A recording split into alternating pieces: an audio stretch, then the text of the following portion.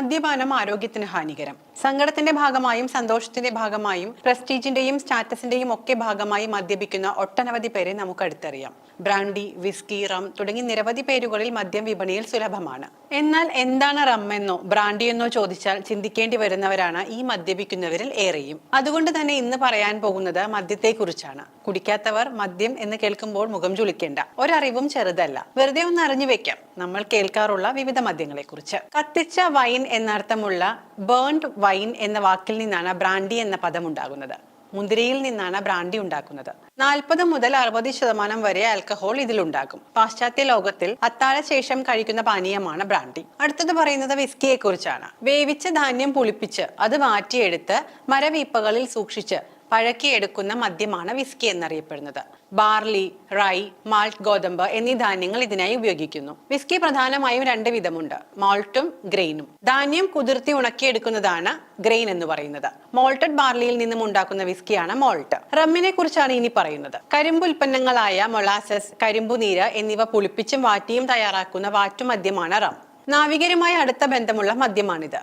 റമ്മും കട്ടൻ ചായയും ചേർത്ത പാനീയമാണ് ജാഗർ ടീ എന്നറിയപ്പെടുന്നത്. വോഡ്ക ലോകത്തിലെ ഏറ്റവും പ്രശസ്തമായ റഷ്യൻ മദ്യമാണ് വോഡ്ക. ഉരുളക്കിഴങ്ങ്, ഷുഗർ ബീറ്റ്, മൊളാസസ് എന്നിവ പുളിപ്പിച്ചു കിട്ടുന്ന വസ്തു പലതവണ വാറ്റിയെടുത്ത് ശുദ്ധീകരിച്ച് വെള്ളം ചേർത്താണ് വോഡ്കയുണ്ടാക്കുന്നത്. സ്റ്റാൻഡേർഡ് റഷ്യൻ വോഡ്കയിൽ 30 മുതൽ 50% വരെ ആൽക്കഹോൾ ഉണ്ടാകും. പടിഞ്ഞാറൻ മെക്സിക്കൻ സംസ്ഥാനമായ ജലിസ്കോയിലെ ടെക്വില എന്ന നഗരത്തിൽ അഗേവ് ചെടിയിൽ നിന്ന് നിർമ്മിച്ചെടുക്കുന്ന ഒരു മദ്യമാണ് ടെക്വില. 38 മുതൽ 40% വരെയാണ് ടെക്വിലയിലെ ആൽക്കഹോളിന്റെ അളവ്. ഇനി പറയാൻ പോകുന്നത് നമ്മുടെ സ്വന്തം കള്ളിനെ കുറിച്ചാണ്. പന, തെങ്ങ് എന്നിവയുടെ പൂങ്കുല വെട്ടി ഊറി വരുന്ന മരനീര് പുളിപ്പിച്ചുണ്ടാക്കുന്ന മദ്യമാണ് കള്ള്. ഏഷ്യയിലും ആഫ്രിക്കയിലുമാണ് കള്ളിന് പ്രചാരം. പാം വൈൻ, പാം ടോഡി എന്നീ പേരുകളിൽ ഇത് അറിയപ്പെടുന്നു. തെങ്ങ്, പന എന്നിവയുടെ കുല വെട്ടി അവിടെ പാത്രം ഉറപ്പിക്കുന്നു. ഇതിൽ നിന്നും ഊറി വരുന്ന ദ്രവം മധുരമുള്ളതും ആൽക്കഹോൾ ഇല്ലാത്തതുമാണ്. ഇതാണ് മധുരക്കള്ള് എന്നറിയപ്പെടുന്നത്, അല്ലെങ്കിൽ അന്തിക്കള്ള എന്ന പേരിലൊക്കെ അറിയപ്പെടുന്നത്. കള്ളിലടങ്ങിയ സ്വാഭാവിക ഈസ്റ്റ് കാരണം അന്തരീക്ഷത്തിന്റെ താപനിലയിൽ ഇത് പുളിച്ചു തുടങ്ങും. മധുരക്കള്ള് 2 മണിക്കൂർ കഴിഞ്ഞാൽ 4% ആൽക്കഹോൾ അടങ്ങിയ കള്ളായി മാറുന്നു. ഒരു ദിവസം കൊണ്ട് പുളിപ്പും വീര്യവുമുള്ള മൂത്ത കള്ളാകും. കള്ള അധികം പുളിപ്പിച്ചാൽ വിനാഗിരി ഉണ്ടാക്കാൻ സാധിക്കാറുണ്ട്.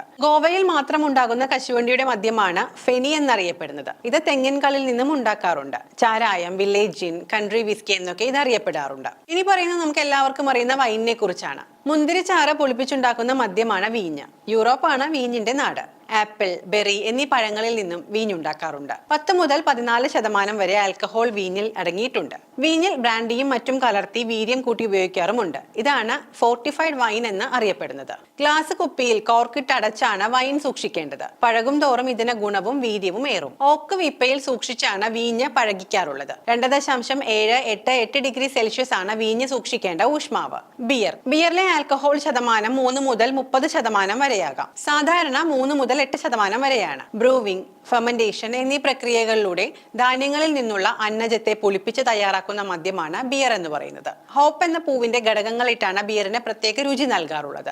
ഗോതമ്പ്, ചോളം, ബാർലി എന്നീ ധാന്യങ്ങളാണ് ബിയർ നിർമ്മാണത്തിന് ഉപയോഗിക്കുന്നത്. ഹോപ്പാണ് ബിയറിന് ഇളം കയ്പ് നൽകുന്നത്. ഇത് ബിയർ കേടാകാതിരിക്കാനും സഹായിക്കുന്നു. പുളിപ്പിക്കാൻ ഉപയോഗിക്കുന്ന ഈസ്റ്റ് അനുസരിച്ചാണ് ബിയറിനെ തരംതിരിക്കുന്നത്. പെട്ടെന്ന് പുളിച്ചു കിട്ടുന്ന ഈസ്റ്റ് ഉപയോഗിച്ചുണ്ടാക്കുന്ന ബിയറാണ് എയിൽ എന്നറിയപ്പെടുന്നത്. പതുക്കെ പുളിപ്പിക്കുന്ന ഈസ്റ്റ് കൊണ്ടുണ്ടാക്കുന്ന ബിയറാണ് ലാഗർ എന്നറിയപ്പെടുന്നത്. കുപ്പിയിലാക്കുന്ന സമയത്ത് ബിയറിൽ കാർബൺ ഡൈ ഓക്സൈഡ് നിറയ്ക്കുന്നു. 7 ഡിഗ്രി സെൽഷ്യസിലുള്ള ബിയർ വെൽ ചിൽഡ് ബിയർ എന്നും 8 ഡിഗ്രി സെൽഷ്യസിലുള്ള ബിയർ ചിൽഡ് ബിയർ എന്നും അറിയപ്പെടുന്നു.